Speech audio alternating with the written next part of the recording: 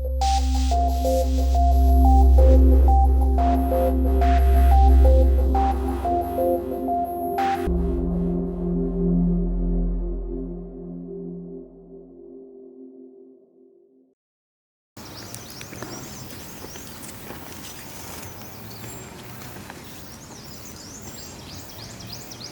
कहते हैं ना कि जब आपके पास कोई चीज़ होती है या कोई भी इम्पोर्टेंट चीज़ होती है, आपको उसकी वैल्यू कभी समझ में नहीं आती है।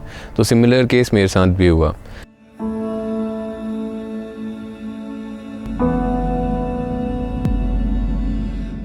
मेरा जन्म नैनीताल में हुआ था, जो कि उत्तराखंड के कुमाऊं क्षेत्र में आता है, और मैं वहीं पला बड़ा। पहाड़ों से वैसा देखा जाए कि अगर फिज़िकल इंटरेक्शन बोला जाए लैंडस्केप के साथ, वो हर दिन होता था। एक पहाड़ी के टॉप में मेरा घर है और दूसरी पहाड़ी के टॉप पे मेरा स्कूल था। तो हर दिन मैं अपने घर से नीचे आता था बाज़ार, और वहाँ से फिर चढ़ के अपने स्कूल जाता था, और शाम को फिर स्कूल से नीचे और घर वापस आता था।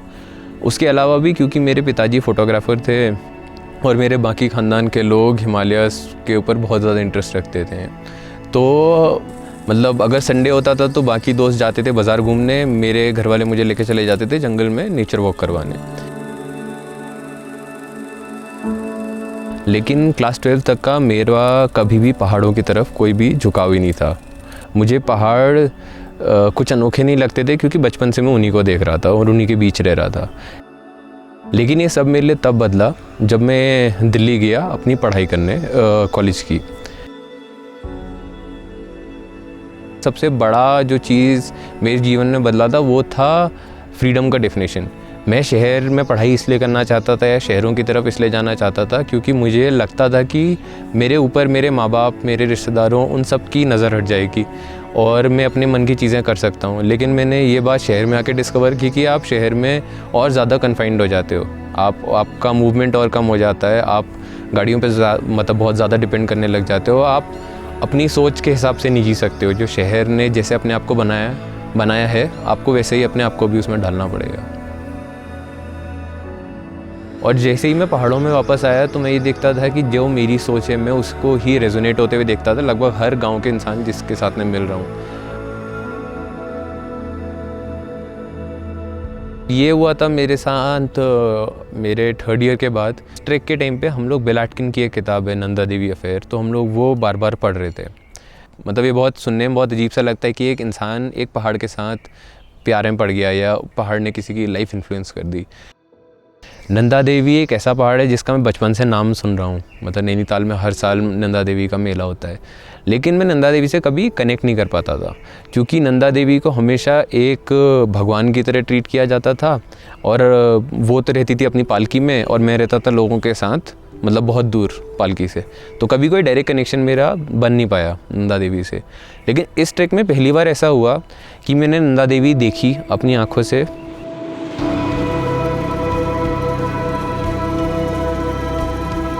मतलब बुद्धिस्ट लोग उसे बोलते हैं मोमेंट ऑफ ट्रैंक्विलिटी या आप यूनिवर्स के साथ कनेक्ट हो जाना, लेकिन मेरे लिए बस वो सिंपली ये था कि मेरा कॉन्शियस माइंड वर्क करना बंद कर गया था। मैंने आंख बंद करी अपनी प्रार्थना करने के लिए और लगभग 5 मिनट के लिए मेरा दिमाग बंद हो गया था। मैं कुछ और नई चीज़ सोच पाया और मैं उसी मोमेंट पे वहीं पर था। फर्स्ट टाइम मैंने अपने आप को किसी मोमेंट में मतलब किसी जगह से इतना जुड़ा हुआ महसूस किया।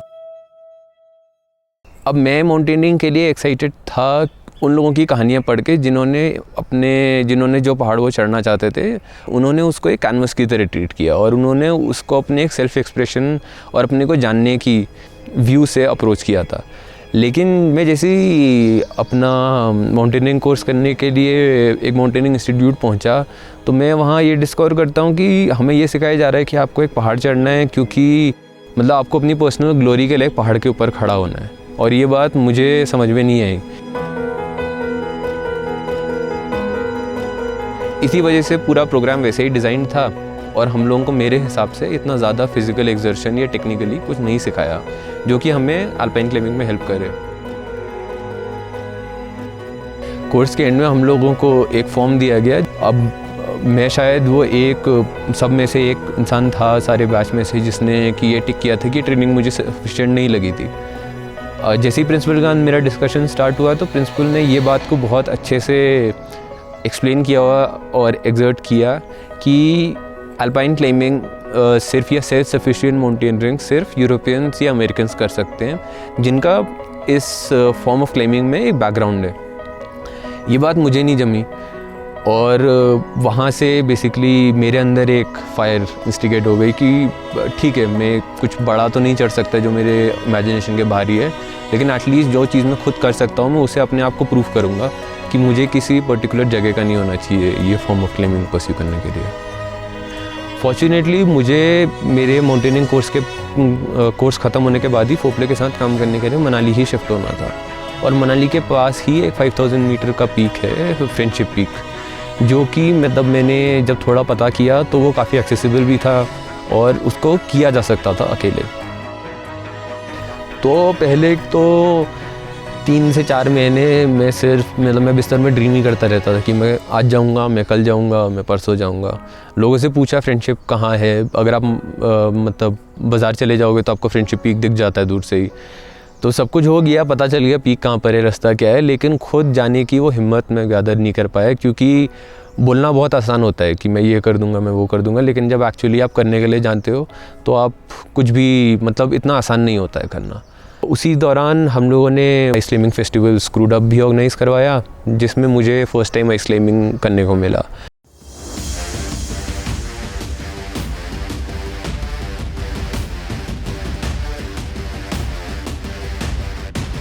इन्हीं सब लोगों में से एक इंसान था कायरन डिसूजा, जो कि मतलब अनडाउटेडली इंडिया का बेस्ट इंड्योरेंस एथलीट होगा, एटलीस्ट मेरी नज़र में तो चलो मतलब काफ़ी बड़ा इंसान है।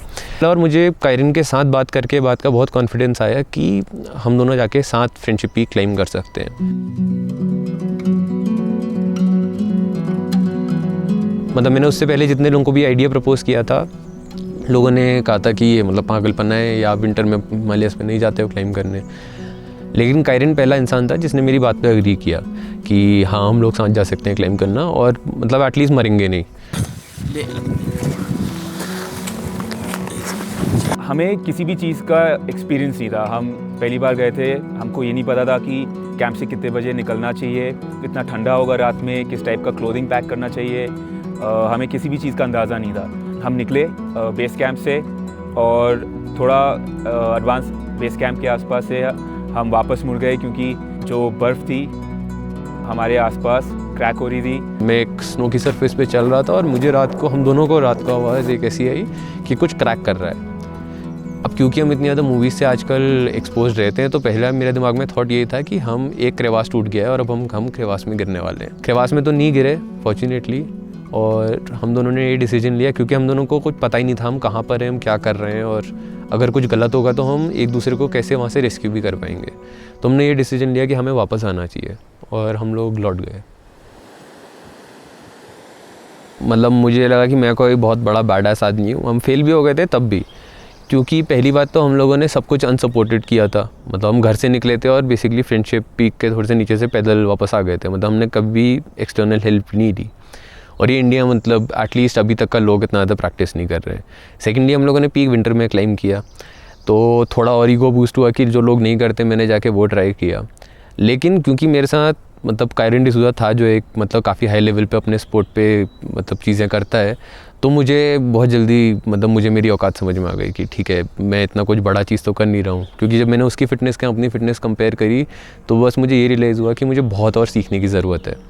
तो मैंने अपहिल हाइक्स और काफ़ी चीज़ें स्टार्ट करी जो कि मतलब मेरी फ़िटनेस पे हेल्प करती मुझे।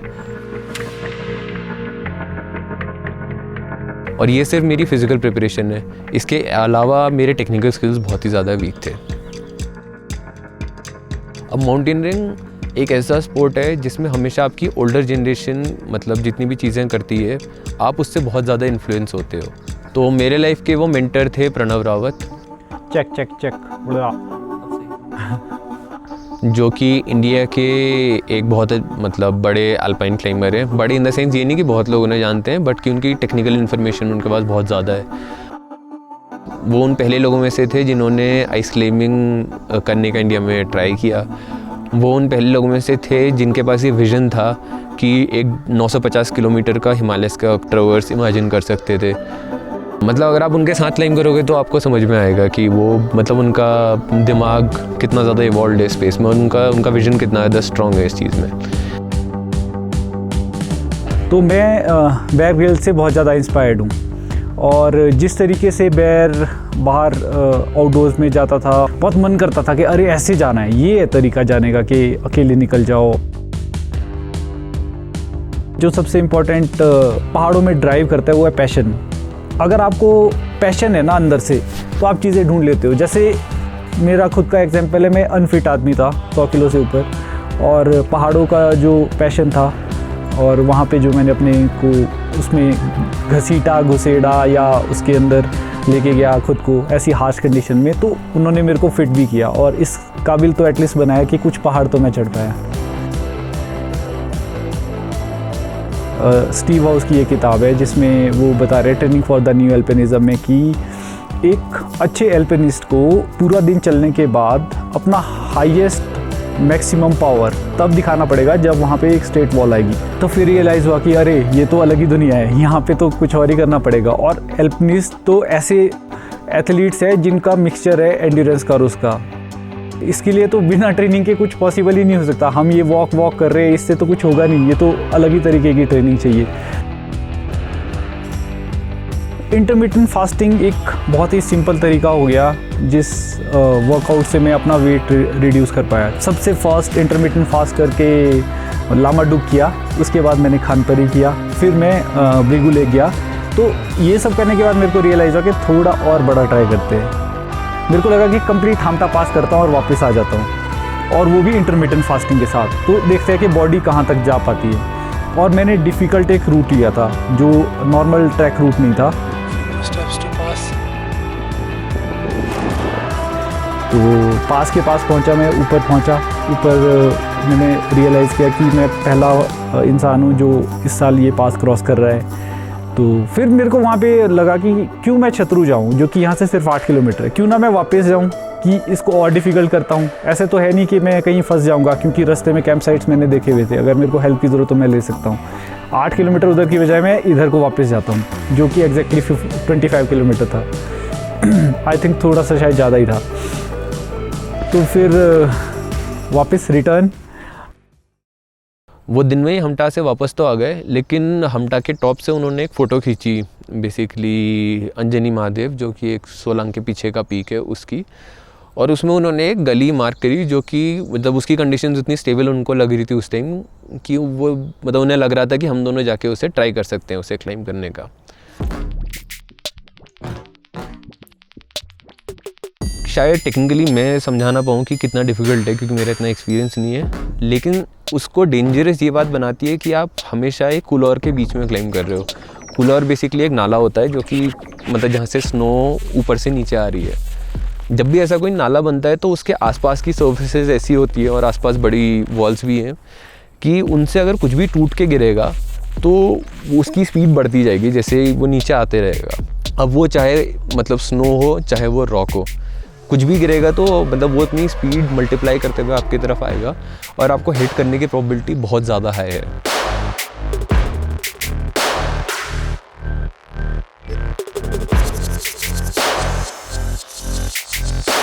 अब एल्पिनिज्म की ट्रेनिंग कर रहे हो तो ऑब्वियसली आपको पहाड़ पे रॉक मिलेगा और आप वहाँ पे अपने रॉक क्लाइंबिंग शूज़ तो कभी निकालोगे नहीं बाहर, आपको क्रैम्पॉन और टूल से ही चढ़ना है।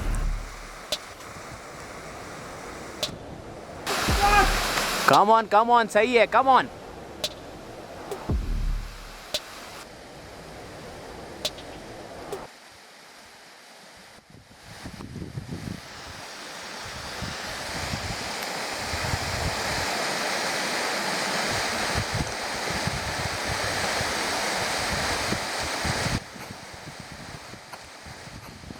बार लगातार। That waterfall is our ending point. Pranav भाई, दिन के बारे में क्या बोलना चाहेंगे? इसने तो मेरी जान ले ली। मेरे दिमाग में सिर्फ यहाँ से उतरना चल रहा है इस पॉइंट से। फर्स्ट टाइम मैंने ड्राई टूलिंग किया और एग्जैक्टली बाहर आउटडोर में जाके तो कॉन्फिडेंस ज़्यादा आया। इतना डिफ़िकल्ट तो नहीं था सेक्शन, लेकिन फ़र्स्ट टाइम के हिसाब से और आउटडोर के एक्सपीरियंस के हिसाब से मेरे को काफ़ी मज़ा आया उसको करने में और टेक्निकल भी लगा। और वो क्लाइंबिंग एक्सपीरियंस मतलब मेरे लिए बिल्कुल ओवर द टॉप था, क्योंकि एज इंडियंस हम लोग बस सुनते हैं कि आप कूल में जाके क्लाइंबिंग कर लो, आप ड्राई टूलिंग कर लो, या आप इतना जल्दी मतलब आप बिल्कुल light hit and dash style से जा रहे हैं कि मतलब आप सुबह पहुँचे पहाड़ के बेस में और शाम तक का पहाड़ को क्लाइंब करके नीचे भी आ चुके हैं। नॉर्मली लोग ऐसा नहीं करते। मतलब मेरे लिए एक बहुत ही बड़ा लर्निंग कर्व था। मैं खुद तो कभी वो कर नहीं पाता अगर भाई मेरे साथ नहीं होते। मतलब हर स्टेप में बेसिकली उन्होंने मुझे गाइड किया। मतलब ऊपर पहुंच के मुझे डर लग रहा था नीचे कैसे उतरूँगा, और वो भी बेसिकली उन्होंने मुझे फैसिलिटेट किया कि मैं नीचे कैसे उतरूँगा। तो वो पहला वो मोमेंट था मेंटरशिप का, जबकि उन्होंने मतलब बेसिकली मुझे हाथ पकड़ के टाइप का ही सिखाया कि क्या रोप वर्क होता है, कैसे मूवमेंट करते हैं, कैसे आप एक माउंटेन की टोपोग्राफी को समझते हैं। और उससे हम लोगों का साथ क्लाइंब करने का जर्नी स्टार्ट हुआ। नीचे उतरना बहुत डेंजरस है, तो और हमारे पास एंकर नहीं है, तो यहाँ पे हम एंकर नहीं छोड़ना चाहते, तो हम यहाँ पे यूज़ कर रहे हैं स्नो एंकर, स्नो बोलार्ड या हॉर्स शू। एकलव्य था, कभी गुरु नहीं मिला, लेकिन सबसे अच्छा धनुर्धर था जो हम कहानियों में सुनते हैं। हो सकता है रियलिटी भी हो उस टाइम की। और हम लोगों के साथ एग्जैक्टली यही था। जब हम इस फील्ड में गए तो कुछ लोग नहीं थे जो मेंटर कर सके हम लोगों को, और ये हम लोगों को बहुत रियलाइज़ होता कि यार कोई सिखाता नहीं है, और सीखने जहाँ पे जाना है वो बहुत महंगा है। हमें किसी ने ये तक नहीं बताया जूते कैसे खरीदते हैं, खुद हम लोगों को ये सीखना पड़ा। तो हम देखते हैं कि हमारे से आगे जो आने वाली जनरेशन है उनको कौन से प्लेटफॉर्म्स मिल रहे हैं सीखने के लिए। वो सेम वही कोर्सेज़ में करके वहाँ पे फिक्स रोप सीख के जुमार करके वैसे ही जा रहे हैं। कोई भी एक्सपीडिशन जा रहा है वहाँ पे वो स्टिल वही शेरपा हायर कर रहे हैं। अगर हमें नेपाल से शेरपा हायर करके यहाँ पे कोई पहाड़ इंडिया में चढ़ना है तो उसका क्या सेंस है, वजूद तो है नहीं है उसका ऐसी क्लाइंबिंग का। तो वो उस चीज़ को बीट करने के लिए मेरे को लगा कि एटलीस्ट मैं उन लोगों को तो हेल्प करूं जो वाकई में ये चीज़ें करना चाहते हैं, और जो मैंने खुद से सीखा या गुरुओं को देख देख के सीखा, इंटरनेट पे पढ़ पढ़ के सीखा, तो वो चीज़ मैं पास ऑन करना चाहता हूँ नेक्स्ट जनरेशन को। और वहाँ पे ऐसे प्लेग्राउंड्स देना चाहता हूँ कि आज से हम नहीं तो हमारी से जो नेक्स्ट जनरेशन है वो मैच कर सके एल्पिनिज़म में, ऐसे एरियाज़ में दुनिया में वो अपने को दिखा सके कि हाँ इंडिया में भी क्लाइंबर्स एग्जिस्ट करते हैं, और मैं उनको वो बना सकूँ जो मैं खुद एग्जैक्टली करना चाहता था। मुझे ये लगता है कि अगर मैं जहाँ तक मैं जाऊँगा वो उससे 10 कदम आगे अगर नहीं गए तो मेरा जो भी सीखा हुआ है वो किसी काम का नहीं है। और अगर ये 1965 में फर्स्ट एवरेस्ट एक्सपीडिशन की तरह आज भी हम एक्सपीडिशन स्टाइल में ही वही घोड़े खच्चर लेके पोटर के पीठ में सामान चढ़ा के क्लाइंब करते रहेंगे, और आज भी अगर वही हम कर रहे हैं, कोई एल्पिनिज़म में हमने डेवलपमेंट नहीं किया है, जबकि दुनिया पिलोदियर और ये सब के पीछे भाग रहा है, हम स्टिल एवरेस्ट के पीछे भाग रहे हैं, तो आगे की जनरेशन भी यही करती रहेगी। और ये जो सिलसिला है जो 80 सालों में नहीं टूटा, इसको हम तोड़ना चाहते हैं। हम चाहते हैं कि ऐसे एक्सपीरियंसेस आए। Improvisation. And this is alpine climbing. मतलब हम दोनों की बातचीत होने लगी चीज़ों के ऊपर कि मैं क्यों करना चाहता हूँ जो मैं करना चाहता हूँ, मेरे क्या रीज़न्स हैं, और कहीं ना कहीं उन सारी बातों में हम लोग कनेक्ट कर गए। क्योंकि हम दोनों ये नहीं देखते थे कि mountaineering as a means for fame नहीं देखते थे, बल्कि mountaineering as a means for our own self improvement, कि आप अपने आप को कैसे और बेहतर बना सकते हो एज ए इंसान। हम उस वजह से माउंटेनियरिंग को देखते थे। तो फिर उनने मुझे काफ़ी गाइड करना स्टार्ट कर दिया। फिर मैंने आदित्य को बोला कि चलो अब एक और कुछ नया ट्राई करते हैं। तो फिर हम फ्रेंडशिप के लिए तैयार हुए। हमारा एग्जैक्ट प्लान था कि हम सोलांग नाला तक बस में जाएंगे और वहाँ से स्टार्ट करेंगे। सुबह जाने से जस्ट कुछ मिनट पहले मैंने आदित्य को पूछा कि यहीं से चले क्या पैदल और वो भी मतलब हाँ आप बोल रहे तो चलते तो फिर यहीं से चलते हैं, देखा जाएगा जो भी होगा, फेलियर होंगे तो वहीं से वापस आ जाएंगे, अगर हमारी कैपेसिटी से बाहर होगा। तो हमने यहीं से चलना स्टार्ट कर दिया। लेकिन हमने अपने ऊपर कोई टाइम की लिमिटेशन नहीं रखी, और हम दोनों स्टार्टिंग से फ्रेंडशिप को देख ही नहीं रहे थे एज अ चैलेंज। हम दोनों के लिए बस एक ट्रेनिंग रन था।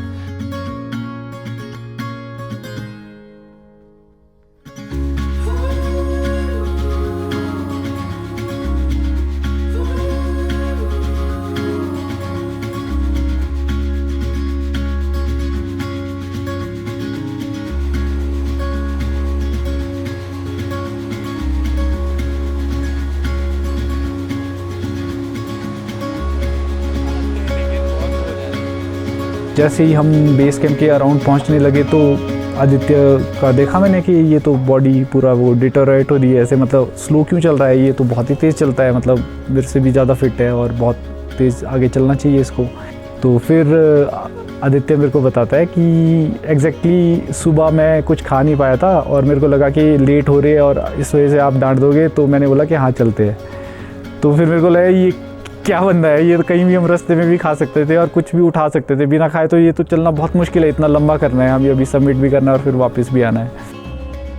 तो अगर आप प्रणव रावत को पहले से जानते हैं तो आपका थोड़ी वो सेलिब्रिटी फीलिंग तो रहती है कि मतलब मैं किसी बहुत बड़े माउंटेनियर का क्लाइम करने जा रहा हूँ, तो आप वो थोड़ा अपने उसी एक्साइटमेंट में बाउंस करते करते पहुँच जाते हो।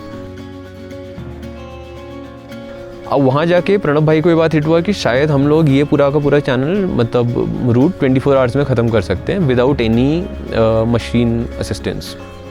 तो हम लोगों ने आधे रास्ते में जाके डिसाइड किया कि हम दोनों ट्राई करते हैं कि फ्रेंडशिप पीक को 24 आवर्स में मतलब क्लेम करें। मतलब नाम से ही सेल्फ सफिशिएंट है और आप सारा सामान अपने साथ ही लेके चल रहे होते हो। आपको वेट बहुत मेजर करके अपने पास रखना पड़ता है क्योंकि आप अपने कंधे पर ही वो सामान पहाड़ के ऊपर लेके जाओगे। तो हम दोनों ने वेट घटाने के लिए ये आइडिया इमेजिन किया कि दोनों एक ही स्लीपिंग बैग लेके जाते हैं और उसी को ओढ़ के सो जाएंगे अंदर। नॉर्मली हम 2 लेके जाते एंड एडिशनल लोड हमारे बैग में बहुत ज़्यादा बढ़ता, लेकिन हम दोनों ने अपने दोनों के डिफरेंस जो है बॉडी साइज़ में वो काउंट नहीं किया। अब रात को सोए तो प्रणव भाई अब हैं भी बहुत हट्टे कट्टे, मेरे जैसे लीन नहीं है, तो मैं तो उनको बेसिकली हक करके सो गया था रात को और मेरी रात बहुत अच्छी कटी। लेकिन प्रणव रावत को मतलब उनको ठंडा लग गया रात को, क्योंकि हम एल्टीट्यूड पे भी कैंप करके रख रहे हैं और हमारे पास प्रॉपर बेडिंग भी नहीं है। एग्जैक्टली तो हम ट्रेनिंग ही कर रहे थे, हमारा मोटिव ये नहीं था कि हमारे को फ्रेंडशिप पीक इस तरीके से क्लाइम करना है, एग्जैक्ट मोटिव तो हमारा ट्रेनिंग ही था।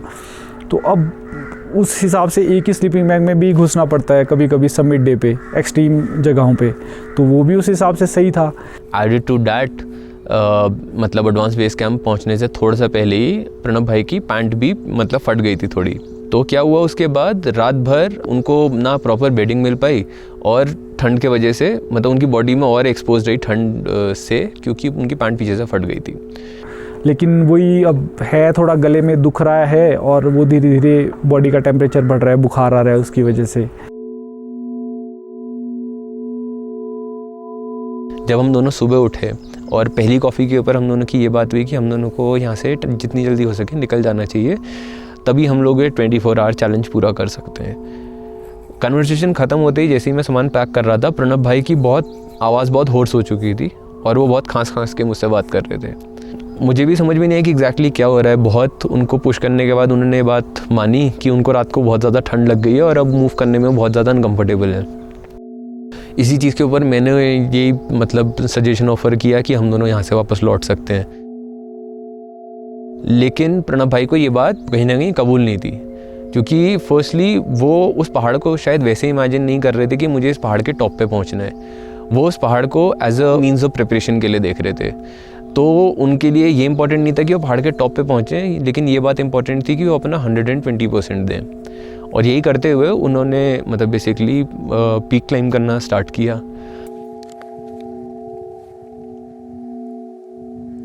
प्रणव भाई लगभग हर 20-30 स्टेप्स के बाद पैंट करने लग जाते थे या रुक के बहुत ज़्यादा हेवी ब्रीदिंग उनकी हो गई। मेरे माइंड में बार बार यही चल रहा था कि इफ़ एनीथिंग गोज़ रॉन्ग मैं वापस उनको कैसे लेके जाऊंगा, क्योंकि मतलब मेरे स्किल्स नहीं है एट पार उनके। थोड़ा सा प्रणव भाई के गले में दर्द था, बट स्टिल हम लोग कंटिन्यू कर रहे हैं गाड़ा स्टाइल में। फ्लैट एरिया आया, वहाँ पे तो देखा मैंने आदित्य तो आगे भाग रहा है, मेरे से खींचा नहीं जा रहा है। शहरों में अगर आप अभी जाते हो तो लोग अगर रात की अच्छी नींद नहीं सोए होते हैं तो सुबह 5 माले चढ़ के अपने ऑफिस के कैबिन में नहीं जा पाते हैं। तो आप कैसे इमेजिन कर सकते हो कि रात को जब आप एक ऐसी एक्सट्रीम ठंड में भी रह रहे हो, उसके बाद आपके सामने एक 1500 मीटर की क्लाइंब है, मतलब 5 फ्लोर भी नहीं, 1500 मीटर आपको ठंड में, कंडीशंस आपके फेवर में नहीं है, बहुत एक्सट्रीम विंड्स चल रही हैं, बर्फ़ में आप चल रहे हो जिसकी कंडीशंस आपकी मूवमेंट के हिसाब से मतलब तय होंगी, तो बहुत ज़्यादा कॉम्प्लिकेशंस आ जाते हैं। पहाड़ वैसे भी हार्श होते हैं आपके ऊपर, और अगर आपको एक्सेप्टेंस नहीं है पहाड़ों की कि ठंडे पानी में हाथ डाल देने तो डाल देने हैं, ठंडी हवाओं में चलते रहना तो चलते रहना है, स्नो स्टॉर्म में चलते रहना तो चलते रहना है। जब तक आप ये मेंटलिटी से अपने प्रिपेयर नहीं रहोगे कि अरे मेंटली मैं 100% कि नहीं यार ठीक है ये तो पहाड़ में होता ही है, जब तक ये एक्सेप्टेंस नहीं आएगा तब तक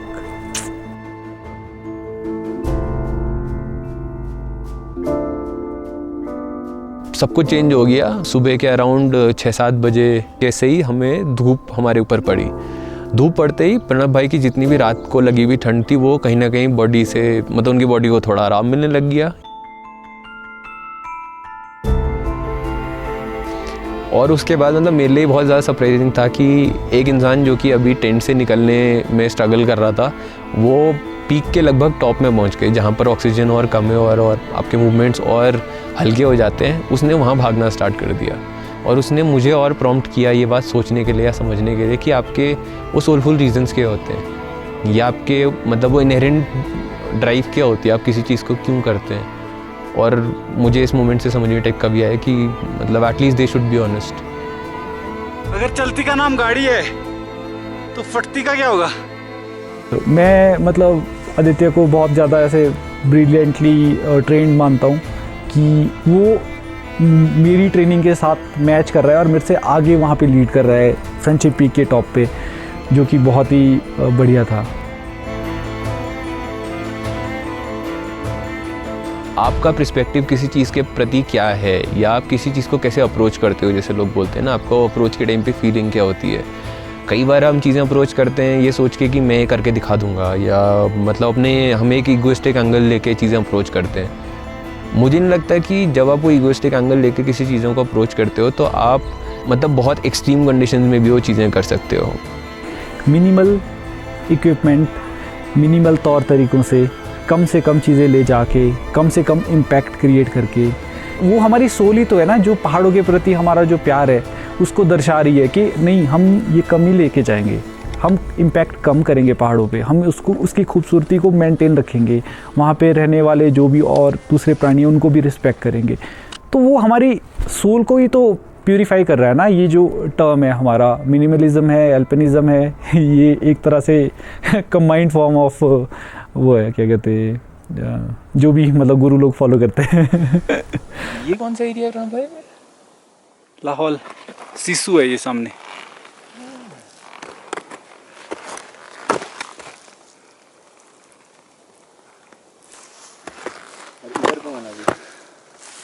थोड़ा और राइट।